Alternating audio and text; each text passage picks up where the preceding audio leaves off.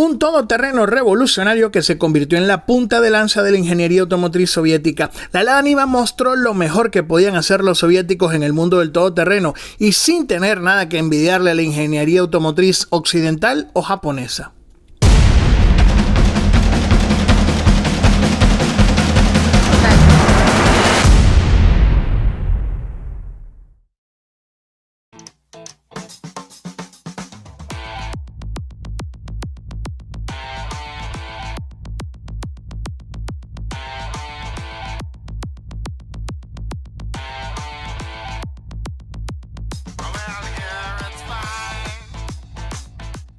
Definitivamente el mejor lugar para mimar al consentido de la casa, tu carro.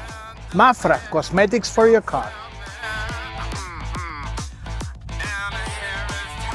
La Lada Niva nace por la necesidad de un vehículo cómodo y apropiado para movilizarse por el vasto territorio ruso distante de las ciudades, por donde un Lada circulaba sin problemas.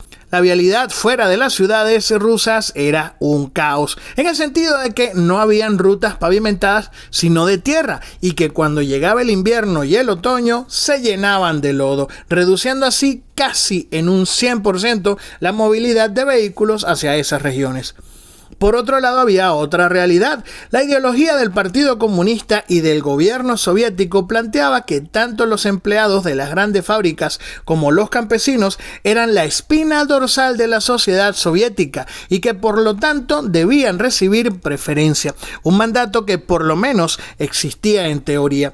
Todo lo anterior hacía necesario un vehículo todoterreno que también pudiese utilizarse en las granjas colectivas del Estado soviético. Cuando en 1970 le presentan al premier ruso Alexei Kosygin los nuevos automóviles de la firma AutoVAZ, que nosotros vamos posteriormente a conocer como Lada, Kosygin ordena que se cree una versión todoterreno de AutoVAZ o VAZ, ya que esta nueva firma sería la encargada de fabricar automóviles para lo que se pudiese considerar como clase media en la Unión Soviética, es decir, ingenieros, gerentes de fábricas, gerentes de granjas, oficiales de rango medio de las Fuerzas Armadas y miembros de rango medio del Partido Comunista Soviético.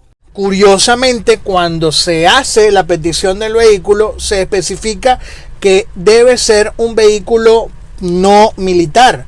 Y esto es interesante porque hay que entender que la producción automotriz soviética era enfocada exclusivamente para el Estado ruso o el Estado soviético, con lo cual todo lo que se producía tenía dos usos fundamentales: o trabajo pesado o el ámbito de seguridad, a saber, policía y ejército. Por eso es que se especifica que el automóvil no debía ser un automóvil militar. Su desarrollo comienza en 1971 y desde el principio el equipo de ingenieros de VAZ buscaba crear algo por completo distinto a lo que en aquella época existía como vehículo todoterreno de uso civil, que no es lo mismo que un vehículo todoterreno no militar. Y con eso me refiero en esencia a tres vehículos solamente: el GAZ-69, el UAZ-469 y el UAZ-969, todos vehículos con techo de lona porque se basaban en vehículos de uso militar y que brindaban además poca protección ante el clima frío y tenían una muy reducida comodidad en su interior. Los ingenieros de VAZ llegaban con una visión considerada vanguardista para la época. La Lada Niva es un vehículo que además es el primer todoterreno, o por lo menos uno de los primeros vehículos todoterreno con estructura monocasco de la historia. Y esto es algo que, viniendo de la Unión Soviética, no era poca cosa. Evidentemente esto generó resistencia por parte de los ingenieros de la vieja escuela, que planteaban que la forma correcta de crear un todoterreno era con una carrocería sobre chasis y eje rígido. Afortunadamente, la directiva de la empresa decide apoyar al equipo de jóvenes ingenieros que planteaban la propuesta más innovadora. Los primeros prototipos, apodados Cocodrilo, se crean en 1972, principalmente para poner a prueba la ingeniería del vehículo.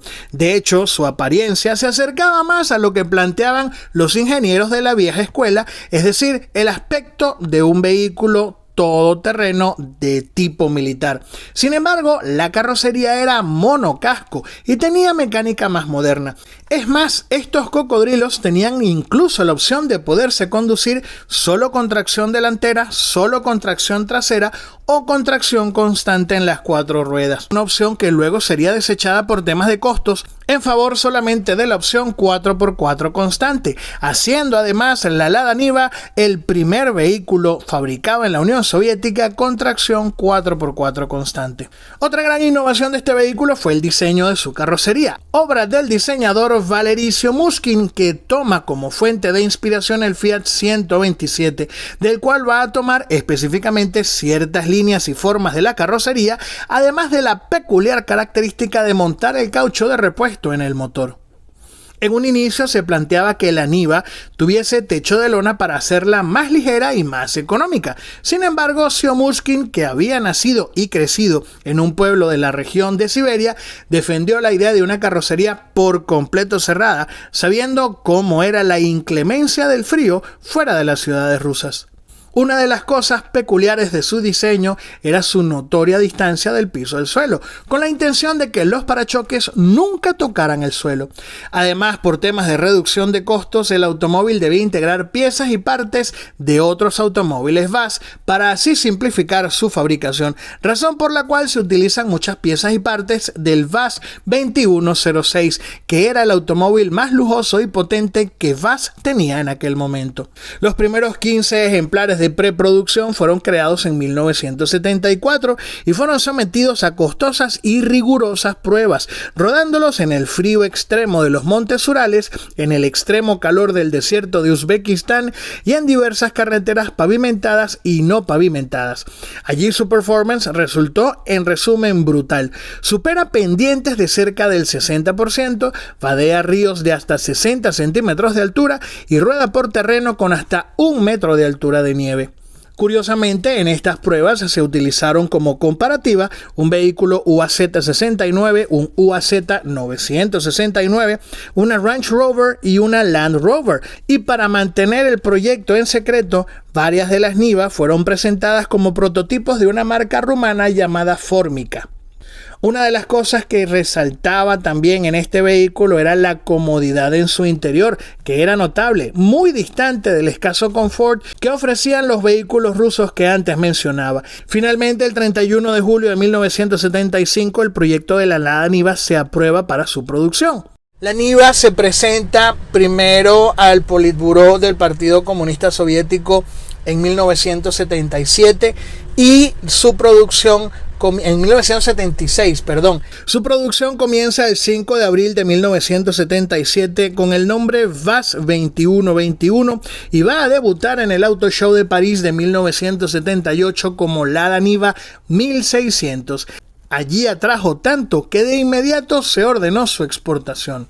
La Niva debuta en el mercado occidental, capitalista por decirlo de alguna manera, en el Auto Show de París de 1978 y resultó ser una propuesta tan innovadora y vanguardista en su época que terminó tomando cerca del 40% del mercado de vehículos todoterreno en Europa, en vista de que estamos hablando de un vehículo que aparecía con suspensión independiente en las 4 ruedas, con amortiguador y espiral, en una época en la que todo el mundo hablaba de suspensión por ballesta.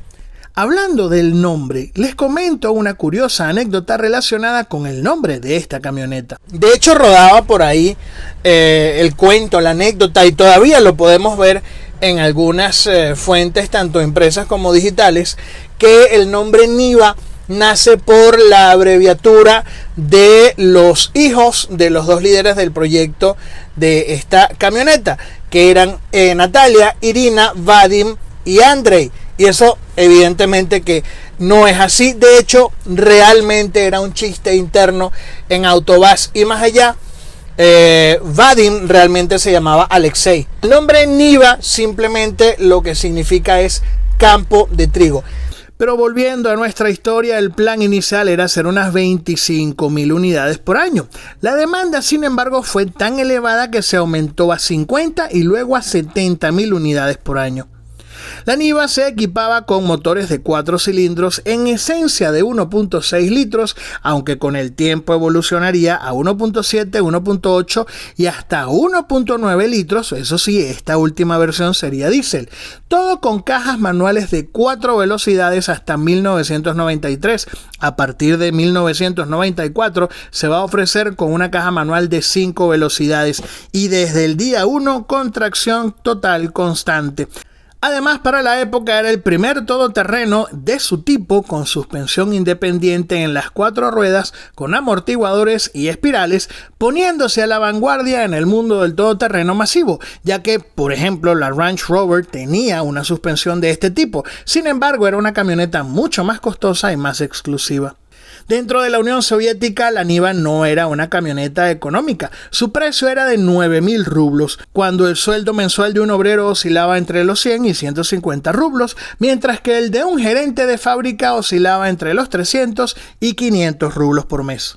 Aún así, aquel que podía tener dinero para comprar una Niva formaba parte de una inmensa lista de espera que podía durar varios años, ya que el ritmo de producción de la camioneta para la Unión Soviética era más reducido. El grueso de la producción se exportó y básicamente el único cliente que podía adquirir estas camionetas nuevas era el Estado soviético, que luego las asignaba a granjas colectivas o a miembros de la clase media soviética, como mencionaba anteriormente, en el interior del país. Como dije antes, estas camionetas fueron exportadas fuera de la Unión Soviética y de hecho entre el 75 y 80% de la producción de estas camionetas se vendió en Europa, el Medio Oriente, Suramérica y Asia. Fue tan exitosa que se convirtió en el producto más vendido fuera de la Unión Soviética. Es más, la Lada Niva llegó incluso a venderse en Japón. Voy más allá, es el único vehículo de fabricación soviética vendido en territorio japonés. Y eso es algo bastante interesante teniendo en cuenta que la industria automotriz japonesa, digamos que es bastante autosuficiente. Pero lo cierto es que estamos hablando de un vehículo que tenía todo el mérito. De hecho, incluso reconocido por Suzuki, esta empresa japonesa tomaría como fuente de inspiración la Lada Niva para crear la Suzuki Sidekick, que luego nosotros conoceríamos como Suzuki Vitara o Gran Vitara. La Lada Niva fue principalmente ensamblada en Rusia, pero también se ensambló en Ucrania, Kazajstán, Brasil, Ecuador y Panamá, desde donde de hecho llegaron automóviles Lada a nuestro mercado en Venezuela. Lada llega a Venezuela en los años 90, en esta época de apertura de nuestro mercado a nuevas marcas. Hay que recordar que todo esto está enmarcado en una serie de coyunturas que comenzaron con el control de cambio impuesto durante las famosas políticas de Recadi y como consecuencia la industria automotriz se quedaba sin dinero si la pretensión era de que se le pagara los préstamos que el Estado hizo al sector automotriz venezolano a tasa de dólar libre, cuando ese dinero se había prestado a tasa Recadi. La acogida en nuestro país siempre ha sido y será un tema de discusión. Se desconocía de la marca, se desconocía de la industria automotriz soviética y se desconocía en el caso de la Niva de sus excelentes características como todoterreno. Pero le ayudaba el hecho de que era una opción más económica, algo que con el tiempo también terminaría siendo un tema de mofa. Es más, algunos decían de forma peyorativa que la Lada Niva era el machito de los pobres, implicando el hecho de que la Lada Niva era el equivalente a un Toyota FJ70 Land Cruiser, pero de menor categoría socioeconómica. Esa visión peyorativa de la Lada Niva y de los productos de Lada se vio también alimentada por una circunstancia bien peculiar en nuestro mercado. Hay un dicho que dice que un Lada es un carro de 2 momentos de felicidad: cuando lo compras y cuando lo vendes. Y la razón de ser de eso es el hecho de que Lada en Venezuela lamentablemente tuvo mala fama, y esa mala fama se debía no tanto al hecho de que el carro fuera malo. Lada llega a Venezuela con mucho ahínco, se monta una serie de concesionarios, pero no hay una verdadera labor postventa, no hay la labor de traer a Venezuela piezas y partes para el mantenimiento de estos carros, y comienzan a generarse los problemas de: se me accidentó el carro, pero no tengo cómo comprar un repuesto porque el repuesto no existe, porque no hay quien me lo venda. Con el tiempo, esa realidad de que aprendías mecánica con una Lada Niva hizo que la camioneta fuese ganándose el respeto entre los miembros del mundo del todoterreno en Venezuela, y se ganó el corazón de una gran fanaticada que hoy las restaura y mantiene e incluso integra clubs con este modelo de camioneta. Además de ser un éxito comercial, la Niva fue un éxito deportivo, al ser el primer vehículo soviético en participar en el Rally París-Dakar con un ejemplar de un equipo francés, llegando en tercer lugar en 1981 y de segundo lugar en 1982 y 1983. Además participó y ganó en rallies de menor envergadura también en África. Pero también tuvo un papel destacado en lo que pudiésemos llamar off-roading extremo. Fue un vehículo capaz de llegar al Polo Norte, subir el monte Everest, subir el monte Fuji, y durante 10 años estuvo sirviendo en la estación rusa de Bellinghausen en Antártica, transportando bienes y alimentos, remolcando pequeños barcos y sirviendo de enlace de comunicación entre esa estación y otras estaciones. Hablamos de un recorrido total de 40.000 kilómetros a lo largo de 10 años en tan rígido clima. Hasta ahora se han fabricado cerca de 3 millones de unidades. Sin embargo, a pesar de las grandes cantidades y del extendido periodo de fabricación, esta camioneta tiene otra peculiaridad. Hay otra cosa interesante del fenómeno de la Niva, y es que la Lada Niva es el único vehículo todoterreno que se ha fabricado por más tiempo a lo largo de la historia con el mismo diseño. Es algo muy similar al fenómeno del escarabajo, pero en el caso de un todoterreno. Y es algo que hay que entender de la industria automotriz soviética. Los soviéticos, cuando fabricaban automóviles, no los fabricaban para un mercado capitalista. Los fabricaban para el único cliente que ellos tenían, que era el Estado. Y lo único que pedía el Estado era que el vehículo fuese confiable.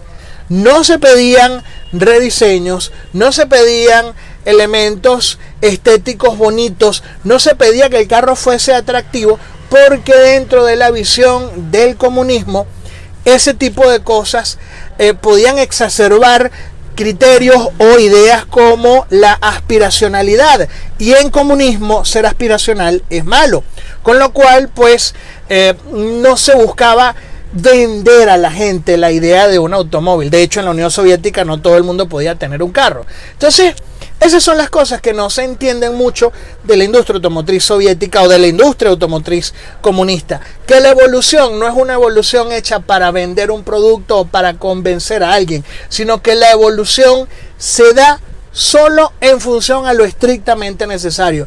Hace falta mejorar la electricidad, mejoramos la electricidad. Hace falta mejorar la potencia del motor, mejoramos la potencia del motor. Hace falta mejorar el diseño de las luces para que alumbren más, no importa que sean horribles o que no se vean bonitas, se mejora. Ese era el criterio de la industria automotriz soviética, y por eso es el gran fenómeno de automóviles del otro lado de la cortina de hierro, como el Lada, como el caso de la Niva. Podemos hablar del Trabant en Alemania Oriental, podemos hablar de muchos automóviles que se fabricaron del otro lado de la cortina de hierro y que tuvieron una evolución visual muy lenta, pero al mismo tiempo una producción en el tiempo muy prolongada. También están aquellos que dicen que el diseño de la Niva se ha mantenido durante tanto tiempo por nostalgia. Pero más allá de esa discusión, negarle el debido puesto a este vehículo solo por haber sido creado en Rusia o en un país comunista en aquellos días es, por lo menos para mí, uno de los mayores ejemplos de ignorancia sobre el mundo y la industria automotriz. Esta camioneta se ha ganado y todavía merece el respeto de muchos dentro del mundo del off-road. Y ya sabes a dónde ir para más historias de la automoción, aquí al canal de El Barbudo Mitch. Si te gustó este video, dale like y compártelo con tus amigos y sígueme para más contenido de historia y cultura automotriz. Quiero agradecer a los amigos de Veloce Autos en Chacao, en Caracas, por permitirme grabar con esta camioneta. Ellos tienen ahí un stock de vehículos de distintas marcas y de distintas gamas y ocasionalmente vehículos históricos como la Lada Niva que acabo de presentar en este video.